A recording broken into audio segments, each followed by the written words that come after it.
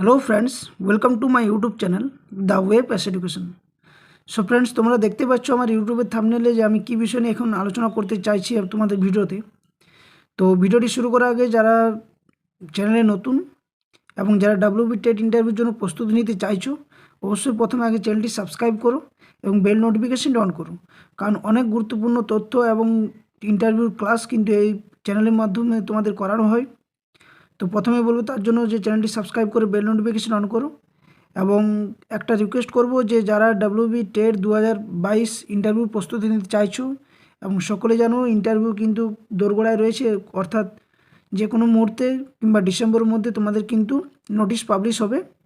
এবং সকলে জানো যে একটা বিষয়, সেটা হচ্ছে শূন্যপদ নিয়ে, যেটা বিভিন্ন দিকে ছড়িয়েছে। এবং তোমরা যারা 2022 টেট প্রার্থী রয়েছো আর কি, তারা সকলে জানো যে 26 তারিখে একটা জনসভা রয়েছে তোমাদের দিক থেকে, যেটা কলকাতাতে শিয়ালদা থেকে হবে আর কি। তো ওখানে সবাইকে অনুরোধ করব যে ওখানে একসাথে সেখানে জড়ো হয়ে তোমরা একটা ভালো একটা আন্দোলন হবে আর কি, যে অনুষ্ঠানটা তোমাদের করা হয়েছে আর কি, আন্দোলন যে 50,000 শূন্যপদের দাবি নিয়ে, সেই আন্দোলনে সকলে যোগদান করো।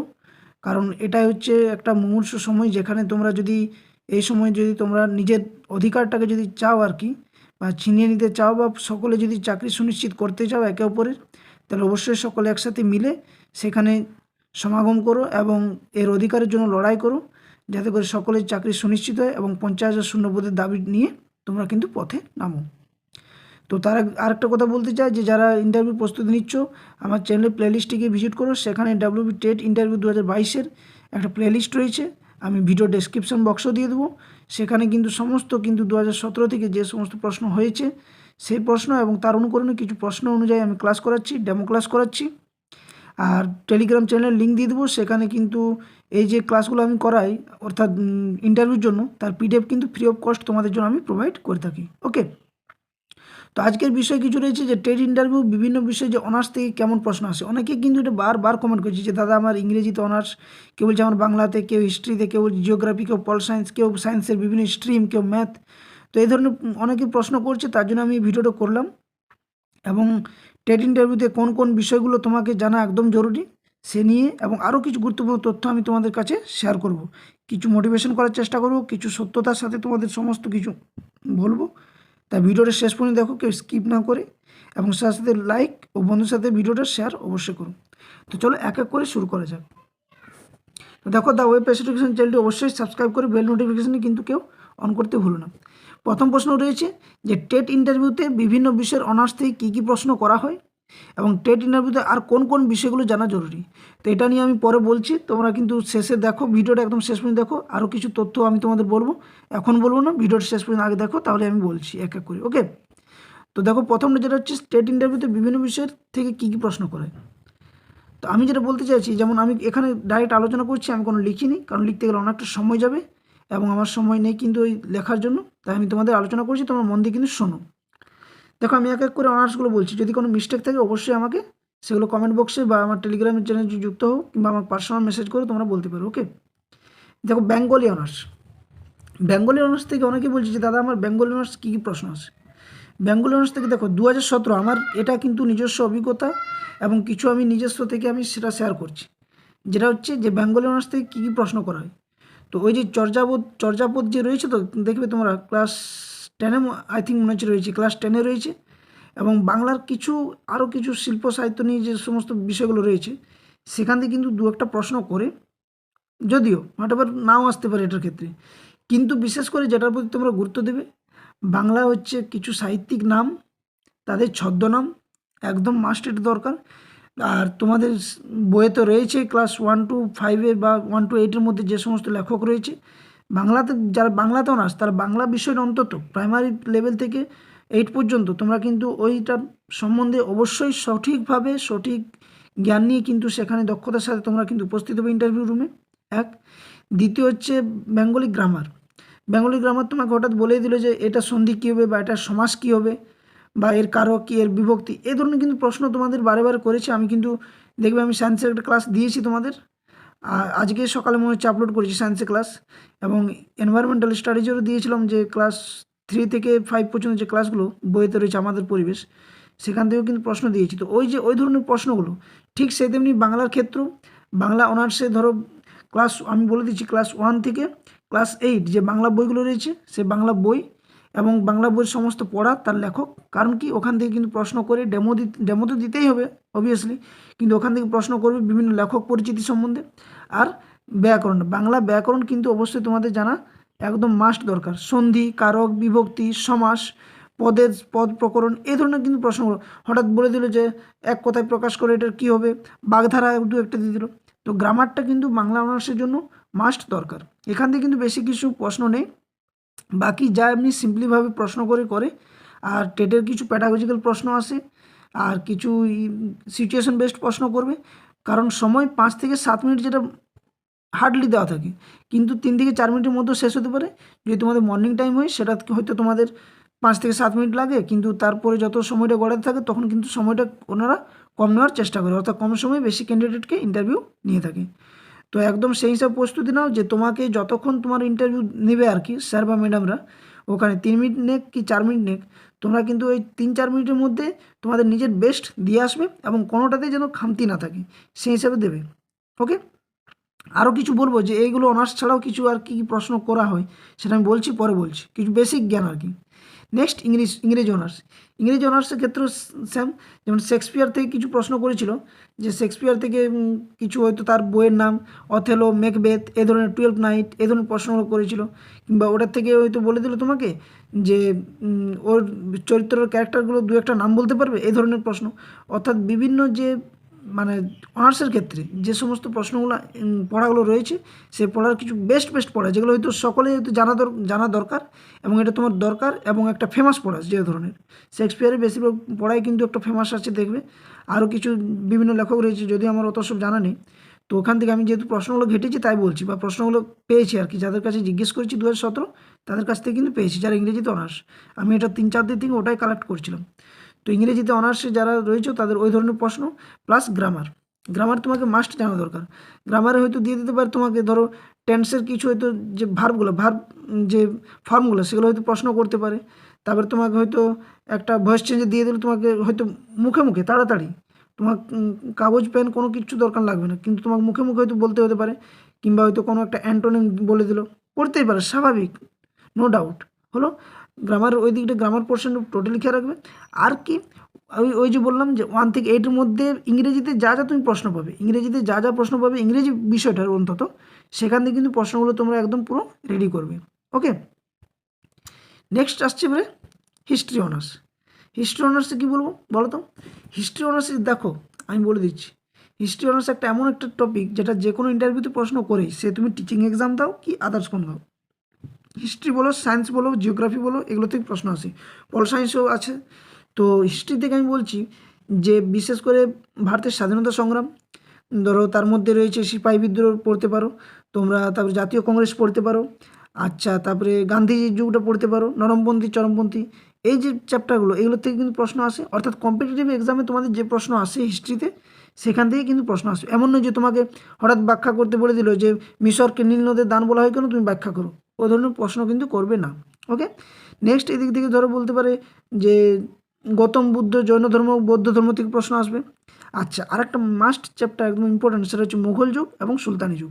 এই দুটো থেকে কিন্তু মিডিভেল হিস্ট্রির প্রশ্ন করেছি আমি। তোমাদের হিস্ট্রি যখন প্রশ্নগুলো করাবো আর কি, যে আজকে আর একটা সহজ পাঠে নিয়ে দেবো, সায়েন্সে তো দিয়েছি, যখন জিওগ্রাফিরও দিয়ে দিয়েছি দেখবে অনেকগুলো। তো যখন হিস্ট্রির প্রশ্নগুলো করাবো তখন দেখবে যে কী ধরনের প্রশ্ন। বাবর এনে দিয়েছে হয়তো পানিপথের প্রথম যুদ্ধ, পানিপথের দ্বিতীয় যুদ্ধ, হয়তো বলে দিল সুলতানি যুগের প্রতিষ্ঠাতাকে, আচ্ছা বলে দিল হয়তো যে আকবর কী তৈরি করেছিল, আচ্ছা তাজমহল কে তৈরি করেছিল। এই ধরনের প্রশ্নগুলো বেসিক যে কম্পিটিটিভ এক্সাম প্রশ্ন আসে সেগুলো কিন্তু করবে। ওকে, আর হিস্ট্রিতে এমন তো কোনো সাবজেক্ট নেই যে 1 থেকে 8-এর মধ্যে হিস্ট্রি সেরকম সাবজেক্ট, যা পাবে তুমি ওই কম্পিটিটিভ এক্সামেরই পাবে। ওকে, নেক্সট হচ্ছে জিওগ্রাফি। এটা একটা মাস্ট চ্যাপ্টার, এটা যে কোনো অনার্সের ক্ষেত্রে বলো, এগুলো দেখো আমি এগুলো বলছি যে এগুলো শুধুমাত্র যারা অনার্স করছে তাদের জন্যই নয়, সমস্ত ক্যান্ডিডেটকে জানা দরকার, কিন্তু স্পেসিফাই করে কিন্তু যারা বেসিকভাবে যারা হয়তো এটাতে অনার্স করেছে তাদের ক্ষেত্রে 2-একটা প্রশ্ন বাড়তি করতে পারে। কাউকে 3টা প্রশ্ন করেও ভাইভাতে ছেড়ে দিয়েছে আর একটা ডেমো, কাউকে 7টা প্রশ্নও করেছে, কাউকে হয়তো 10টা প্রশ্ন করেছে, সেটা ওনাদের উপরে ডিপেন্ড করছে, ওটা আগে থেকে কিছু বলা যাবে না। এটা আমার আমার অভিজ্ঞতা থেকে বলছি, এবং প্লাস যাদেরকে প্রশ্ন জিজ্ঞেস করেছি তাদের থেকে আমি বলছি। এবং তোমরা বিভিন্ন ইউটিউব চ্যানেলও দেখে নেবে, কিংবা যারা তোমাদের সামনাসামনি কোনো দাদা দিদি রয়েছে যারা এই 2017তে ইন্টারভিউতে চাকরি করছে তাদেরকে জিজ্ঞেস করেছে, হয়তো না করেনি, কিন্তু তোমাকে তো জেনে যেতে হবে অবশ্যই। তো জিওগ্রাফি থেকে এমন বলতে পারি যে জিওগ্রাফি ধরো ওয়েস্ট বেঙ্গল জিওগ্রাফি মাস্ট দরকার হলো। তারপরে ইন্ডিয়ান জিওগ্রাফি থেকে দরকার একদম মাস্ট। আর কি রয়েছে ওয়েস্ট বেঙ্গল ইন্ডিয়ান জিওগ্রাফিরও হলো।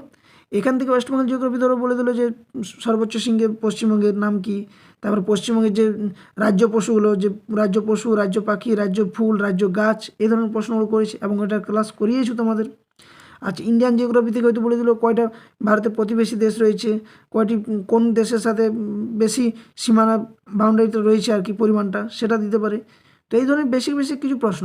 আচ্ছা, ভারতে কোন জলবায়ুর প্রভাব দেখা যায়, ভারতে কোন বৃক্ষের পরিমাণ বেশি, ভারতে কোন মাটি বেশি রয়েছে, সেম ওয়াইজ ওয়েস্ট বেঙ্গলের ক্ষেত্রে এমনিভাবে প্রশ্ন করতে পারে। আর একটা কথা বলবো যে যখনই ওয়েস্ট বেঙ্গল ইন্ডিয়ান জিওগ্রাফি পড়বে, মন্ত্রিসভাটা কিন্তু পড়বে একদম মাস্ট। কারেন্ট অ্যাফেয়ার্সটা আমি বলছি, কিন্তু মন্ত্রিসভাটা অবশ্যই পড়বে। ওয়েস্ট বেঙ্গলে কে কী কোন পদে রয়েছে, আচ্ছা বিভিন্ন প্রশাসনিক বিভাগ রয়েছে, এ ধরনের কিন্তু পড়বে। ফিজিও জিওগ্রাফি যত কিছু আছে, ফিজিক্যাল জিওগ্রাফি রয়েছে, যেটা ইকোনমিক জিওগ্রাফি যেটা রয়েছে, সমস্ত কিছু কিন্তু জেনে যাবে। নেক্সট সায়েন্সে অল স্ট্রিমের ক্ষেত্রে বলছি, বায়োলজির থেকে বেশি প্রশ্ন করে এটা। কিছু ইউনিট মেজারমেন্ট রয়েছে, আজকে দেখবে ক্লাসটা দেখলে, যারা সকাল দেখেছো ক্লাসটা দেখলেই বুঝতে পারবে, নাহলে আমি প্লেলিস্টটা দিয়ে দেবো, ওখানে কিন্তু আপলোড করা আছে, ভিডিওটা দেখে নেবে। ওখানে কিন্তু আমি কিছু তোমাদের দিয়েছি যেগুলো করেছে আর কি, মোর দ্যান 46+ প্রশ্ন রয়েছে, ওগুলো কিন্তু দেখবে, ওগুলো থেকে একটা নলেজ পাবে এবং সেই হিসাবে পড়বে তোমরা।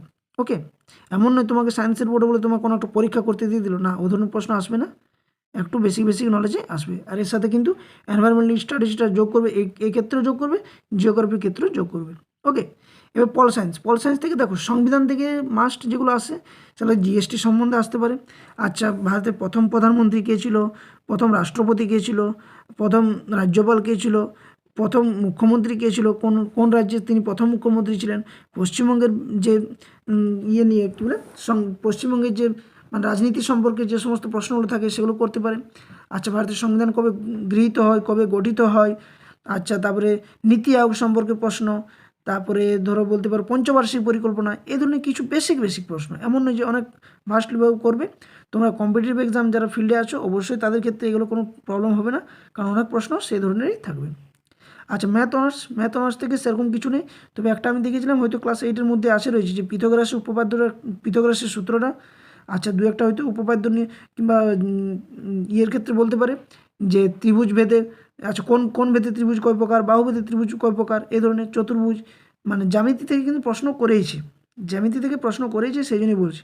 হঠাৎ দিয়ে দিল যে a+b হোল স্কয়ার সূত্রটা বলো, এই ধরনের প্রশ্ন বেসিকগুলো আশা করছি সকলে পেরে যাবে। তো এটা নিয়ে অনেকেরই ডাউট ছিল। এটা আরেকটা জিনিস আমি যেটা বলছি, দেখো আমি নেক্সট রেখেছি যেটা ইন্টারভিউয়ের কিছু গুরুত্বপূর্ণ কথা। এখানে কিছু গুরুত্বপূর্ণ বিষয়গুলো বলছি, যেটা তোমার জেলা সম্পর্কে জানতে হবে, তোমার এলাকা সম্পর্কে, তোমার প্রশাসনিক যে বিভাগগুলো রয়েছে সেখানে কে কোন প্রধান রয়েছে সেক্ষেত্রে জানতে হবে, একটা মাস্ট। 2 নম্বর হচ্ছে কি যে কারেন্ট অ্যাফেয়ার্স আমি বলছি যে যখন ইন্টারভিউ হবে তার আগের থেকে 6 মাসের মধ্যে প্লাস যেদিন তুমি ইন্টারভিউ দেবে সেদিনের পেপারগুলো কিন্তু অবশ্যই দেখে যাবে। পেপারগুলোতে কী কী আছে আজকের নিউজ সেটা কিন্তু দেখে যাবে, এখানে থেকে প্রশ্ন করতে পারে। ওকে, এই বিষয়গুলো। আচ্ছা, অনেকে প্রশ্ন করছে দাদা ইন্টারভিউ একটা প্রিপারেশন যে নেব বা ইন্টারভিউ রুমে যখন প্রবেশ করবো তখন কী করা যায়। দেখো, একটা হচ্ছে ফর্মাল ড্রেস চাই, তোমরা বিভিন্ন ইয়েতে দেখেছো, এবং ইন্টারভিউ যে আইপিএস ইউপিএসসি যে ইন্টারভিউগুলো হয় সেখানে দেখবে যে কেমনভাবে ড্রেস পরে যায়, একদম ফর্মালভাবে। কেউ কোনো জিন্সের প্যান্ট বা আদার্স কিছু হিজিবিজি কোনো পরে গেলে, মেয়েদের ক্ষেত্রেও সেম শাড়ি পরতে পারো, সালোয়ার স্যুট পরতে পারো, সেটা নিজের ইচ্ছা। তো এখানে কিন্তু একটু পরিষ্কার পরিচ্ছন্নভাবে যাবে, হাত ঘড়ি কোনো ডিজিটাল ঘড়ি ব্যবহার করবে না, এমনি ঘড়ি ব্যবহার করে ফর্মাল, কেউ টপি কোনো পরে যাবে না। আচ্ছা, দাড়ি এইসব কিছু একদম রাখবে না, একদম ফর্মালভাবে যাবে, একদম জেন্টেলম্যানের মতন যাকে বলে এক কথায়। টাই ব্যবহার করতে পারতো, ওটা নর্মাল ব্যাপার, ওটা তোমার ইচ্ছা।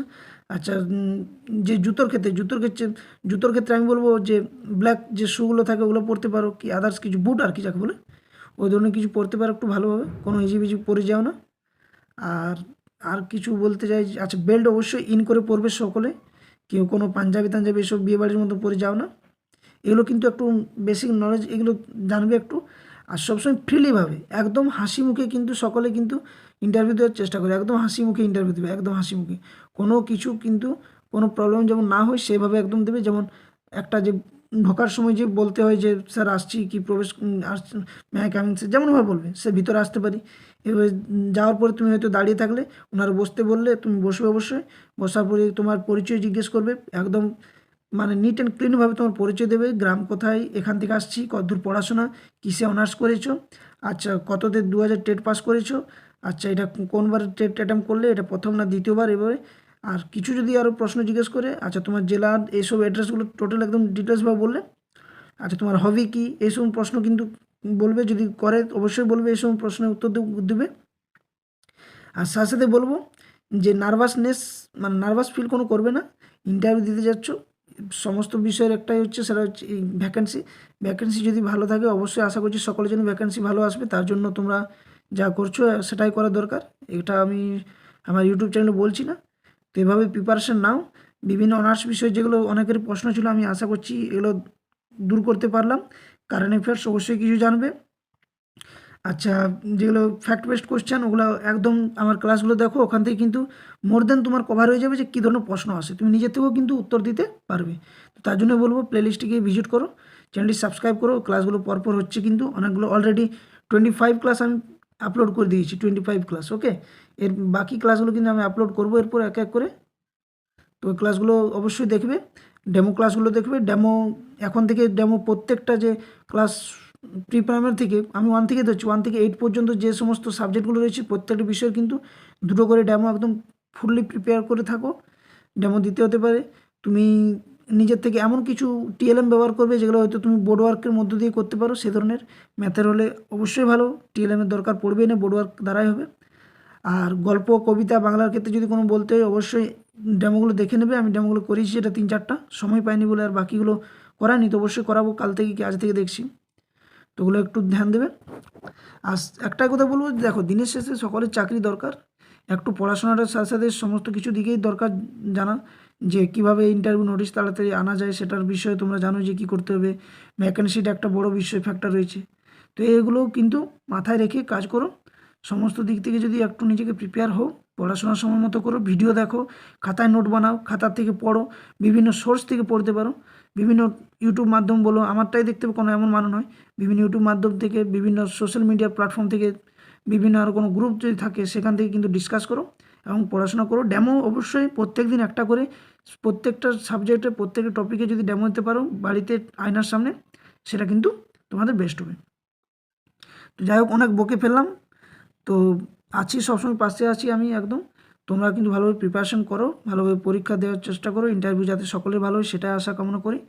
মূল বিষয় হচ্ছে ইন্টারভিউ আসবে, সেটা কোনো বড় বিষয় নয়, কিন্তু বড় বিষয় হচ্ছে ভ্যাকেন্সি নিয়ে জোর কদমে যা কিছু করার কিন্তু করো। ওকে, তো এই ছিল ভিডিওটা আমার, যা কিছু প্রশ্ন তোমাদের কাছে শেয়ার করলাম। তো অবশ্যই চ্যানেলটি সাবস্ক্রাইব করে বেল নোটিফিকেশন অন করো যদি ভিডিওটি ভালো লাগে অবশ্যই, আর বন্ধুদের সাথে শেয়ার করো, ভিডিওটি লাইক করো, আর সাবস্ক্রাইব করে বেল নোটিফিকেশন অন করে রাখো, ক্লাসগুলো বাকি পেয়ে যাবে সম্মত। আজকে সহজ পাঠ থেকে একটা ক্লাস আমি দেবো, আর টেলিগ্রাম চ্যানেলটা অবশ্যই আমি ডিসক্রিপশন বক্সে দিয়ে দিচ্ছি, তোমরা সকলে যুক্ত হয়ে যাবে। ওকে, তার বেশি বাড়াচ্ছি না, ভিডিওটা এখানে শেষ করছি, ধন্যবাদ।